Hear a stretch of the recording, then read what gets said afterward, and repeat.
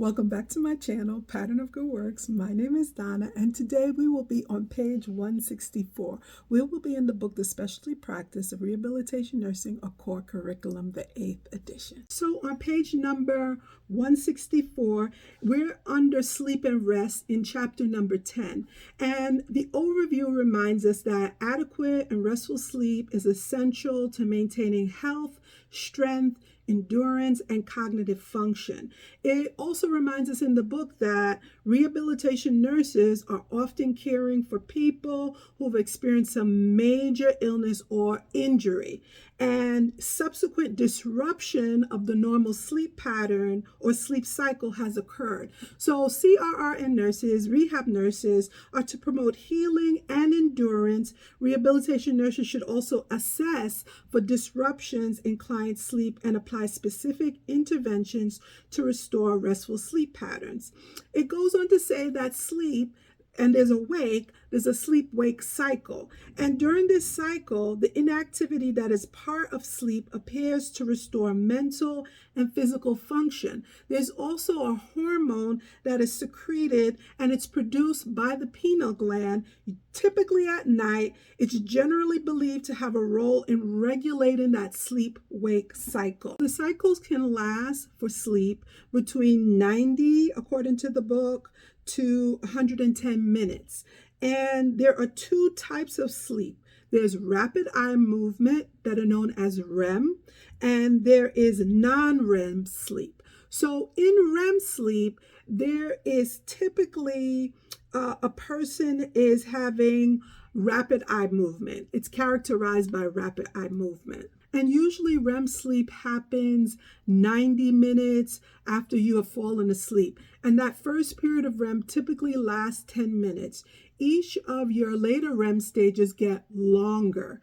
And the final one may last up to an hour. Your heart rate and your breathing also quicken. This is the period where you may have or experience, an individual may experience intense dreams during the REM sleep, since your brain is more active.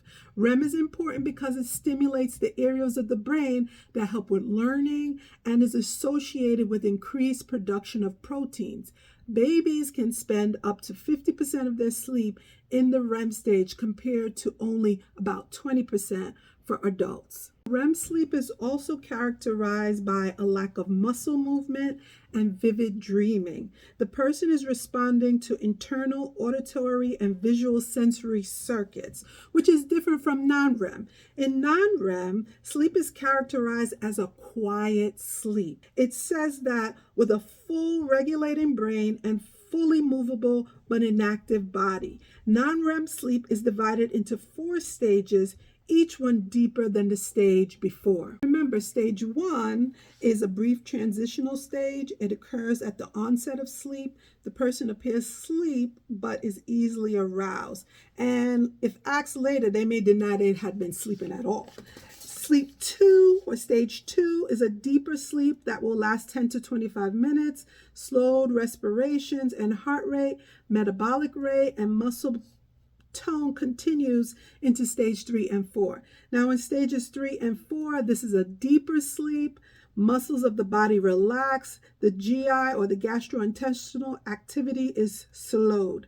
The sleep-wake cycle is integrated into a 24-hour circadian rhythm controlled by the hypothalamus and influenced by melatonin synthesis. During the deep stages of non-REM sleep, the body repairs and regrows tissues, builds bone and muscle, and strengthens the immune system.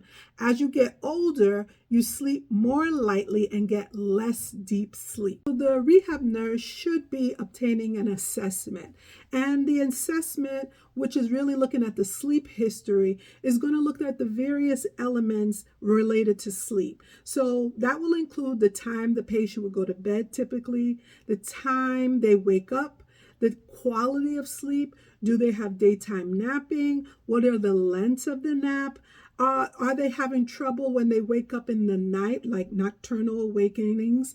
falling back to sleep, as well as do they take drugs or alcohol to help them fall asleep? And lastly, what is the bedroom arrangement? Do they need to sleep with a fan? Do they need to sleep with the AC on? And whether or not this will help us to understand their sleep history. And it'll always allow us to then track them a little bit more with certain types of questionnaires and scales. And one of the questionnaires and scales that is mentioned is called the Multivariable Apnea Prediction Index. There's also something called the Functional Outcomes of Sleep Questionnaire and the Pittsburgh Sleep Quality Scales. And the physician or medical provider, the nurse practitioner, maybe a PA as well, may want to order a sleep study to really assess the sleep disorders. So let's talk a little bit about sleep disorders. The one that we see on page number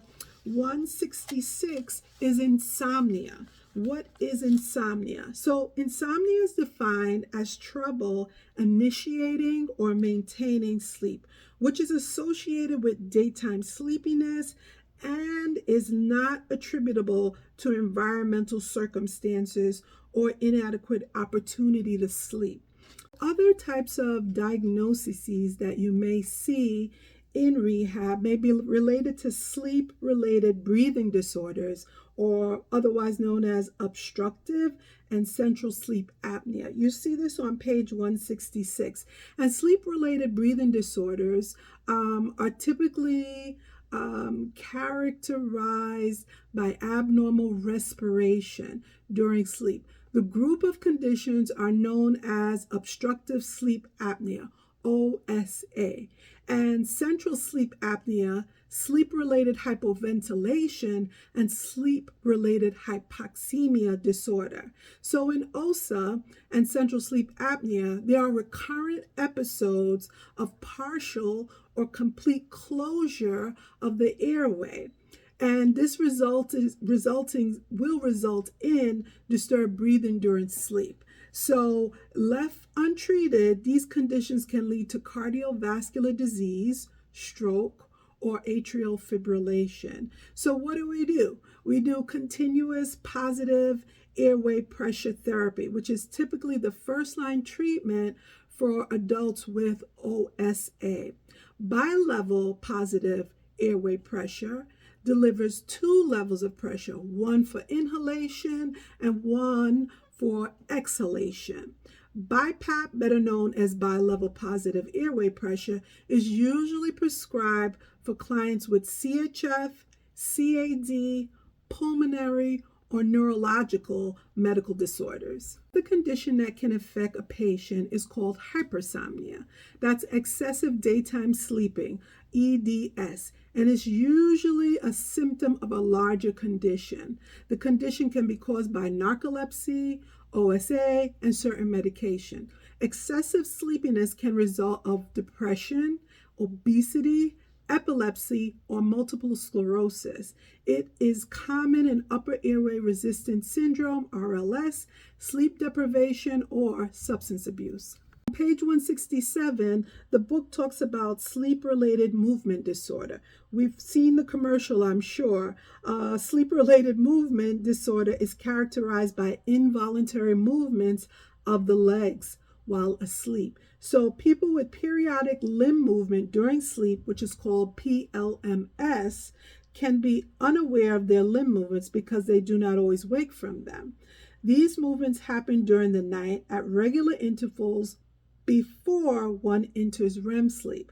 Clients often complain of the inability to fall asleep or to remain asleep in association with PLMS. On page 167 again, the book is explaining the various ways that nurses, after completing an assessment of sleep, can try to use aspects of the client's previous bedtime routines to help them to unwind. And these may take the avenue of whether it's a pharmacological way or a non-pharmacological way. So some of the pharmacological ways are medications, different medications that can be used. So there are intermediate benzodiazepines that may help, and there's also other types of medication. But I want to encourage you to use critical thinking when prescribing medication, specifically to the elderly patients.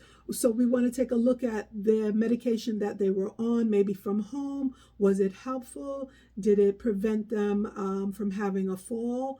We want to look as well as at the non-pharmacological ways we can address their sleep. We can help them to unwind by playing low music. We can offer them milk or herbal decaffeinated tea. We can also use low tones. We can encourage them to pray. We can encourage them to use guided imagery.